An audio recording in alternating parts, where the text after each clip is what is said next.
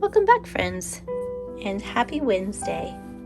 We're going to pick up where we left off with this needle felting, and if you're coming today with some frustrations, maybe watching me take it out on some felting will be helpful, or I encourage you to try this practice on your own.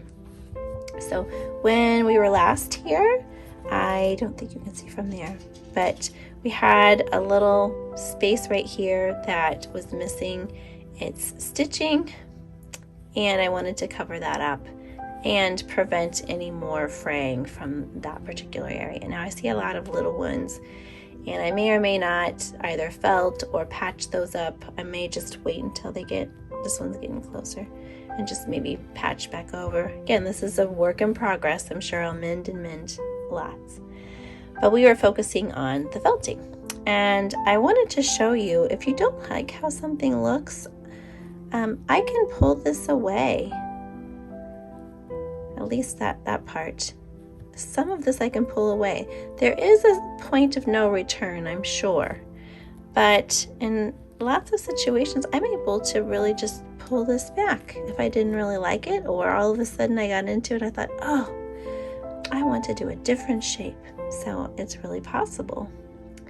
What I was thinking was about this particular shape. And you could also use, remember that pen that I talked about? And I might, this friction pen. If I wanted to just have a shape and I wanted to draw around, it won't work as well on this particular kitchen towel.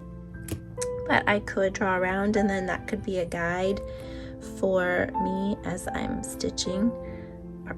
as I'm felting. So I'm going to go ahead and continue working on this a little bit. I might cut away because I want to show you also that you can also do some stitching on this and it can add to it. And I'll either do that with this one or I'll do it over here. So I zoomed in a little bit. And you can see sometimes you have to be really creative in how you hold this down.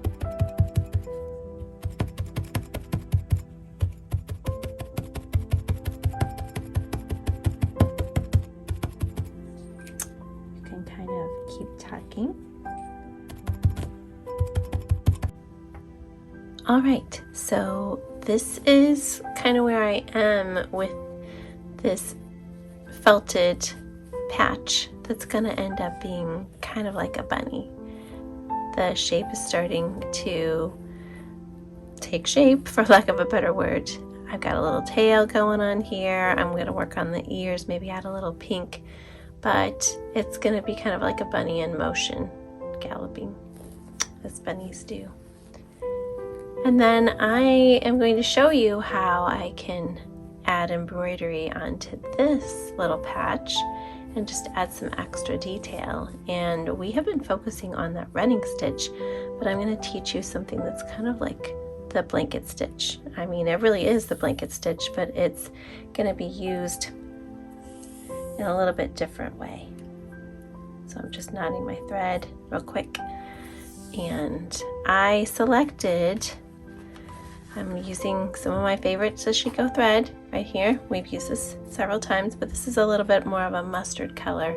I wanted it to actually show up along here. So I'm going to show you how you can use this different stitch, more decorative stitch. And I think it's just going to kind of secure this outer shape.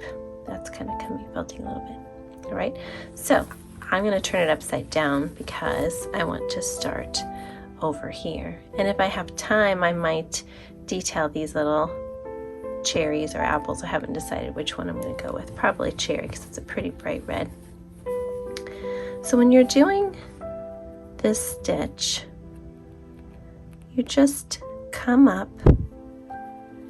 You can either come up from the bottom or the top. I'm just going to do that to start.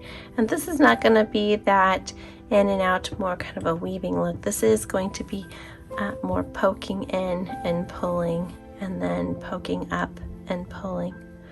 So I have this little piece right here. And what I'm going to do is I'm going to go down a little bit below where my line of felting is. And first I'm going to have my thread looped around a little bit. So what's going to happen is the way that I have my thread, when I poke this up, the needle's going to come and it's actually going to be between a loop of thread, and it'll make sense when I do it. And I want it to catch. So let's make sure that that comes out. Yep, see there's that loop. And what ends up happening, can you see that a little bit? I've got this little line right here. That kind of frames it in. And it seems tricky, but actually it's very simple once you get, it has its own little rhythm to it. So for me, I like to kind of wrap it a little bit around my index finger. Again, I'm going to just go along this line, and I'm going to try to do it as consistently as possible. But again, this is just kind of mending and having some fun and being creative. So I'm going to go just below that line, and I'm going to come back up right at that edge line. And as I do that, as I use more thread, I won't have to pull so much. It continues to have that line. Let me see if you can see that again. All right, so again, wrap, just kind of hold it on my finger, and then I go down and back up. I'm just going to do that for a little bit. And as I do, I'm going to read a little bit and get back to our compassion. End on that. We'll see how far we get in the time that we have, and then I do want to save some time to give you a little teaser, get you excited about February, next month, and what we have in store and how it connects to our well-being, this practice. So this month has all been about self-compassion and self-worth. And so I've also been reading through the book Onward by Elena Aguilar. And for January, the focus was a lot about self-compassion. And she writes, self-compassion allows you to acknowledge your emotion and stay open to your flaws, shortcomings, and areas for growth. When you accept that you are human and make mistakes, when you can refrain from judging yourself, you can use the feedback to improve your teaching. But your personal sense of well-being cannot depend on universal acceptance and praise. When you base your happiness on other people's opinions, you will be subject to far too many ups and downs. So I've been thinking and reflecting about that a lot myself. And I think that's one of the reasons why I wanted to focus so much on self-worth, because if I start working on how I feel about myself on the inside and focus on my own self-compassion, then I will know and feel that whatever people say or their actions outside of me don't have to define who I am as a woman, as a teacher, as a person. And so use this time to mend and continue to work through whatever you want to work through. But if it's self-worth or self-compassion, talk to yourself as a friend would. If you make mistakes when you're learning something new, it's okay. Give yourself some space and grace and learn from it. Use that feedback. You deserve it. You deserve that time to make mistakes and learn and grow.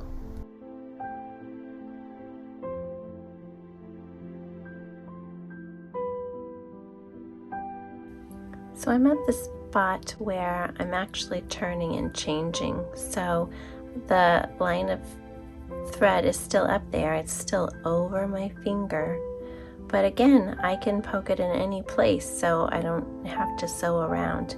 Oops. I can just poke it just a little bit below this next piece and watch what happens.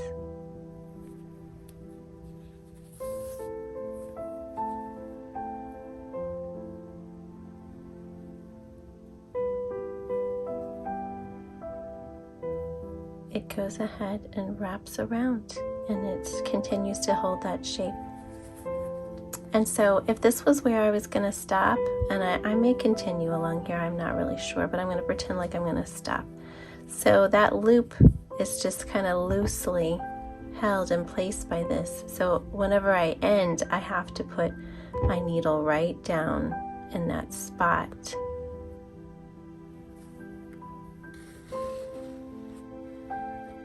And then it anchors all of that around. So that's what it's looking like. There's a shadow. That's what it's looking like right now on my little patch. And I think that adds just a decorative touch. Again, it could have just been felted, but I wanted to pull out some of those details, and I like the different thread that's just different enough to notice. So there we are. I may have some pictures of that at the end, but I wanted to go ahead and give you a teaser. So, Knitting for Radical Self-Care. Yes, I highly recommend this book. It's by Brandy Cheyenne Harper. I just got it maybe a week ago, and while the patterns are great and I will make some, they do use chunky yarn or super chunky, which isn't something that I use a lot, but I will try. But I highly recommend this just really for reading, and that's what we're going to be doing a lot, is reading some of the pieces and the inspiration that she shares and how she connects knitting to radical self-care, in addition to some of the other readings that I'm going to do. But don't be afraid, it's not going to require initially any sort of knitting needles. We're just going to use these things right here, our two hands and mostly our fingers, for some finger knitting. So that's going to come next week, and I hope that you take care of yourself, you work to increase your self-worth, you look at different things in your home differently than you did before, rather than throwing something out like this sort of textile or kitchen towel. Now you have some creative ways of making them new again, making them last a little bit longer, and then I think you'll just love them even more, either the usefulness of them or wearing them and feeling empowered because you extended their life and added to yours. See you next week.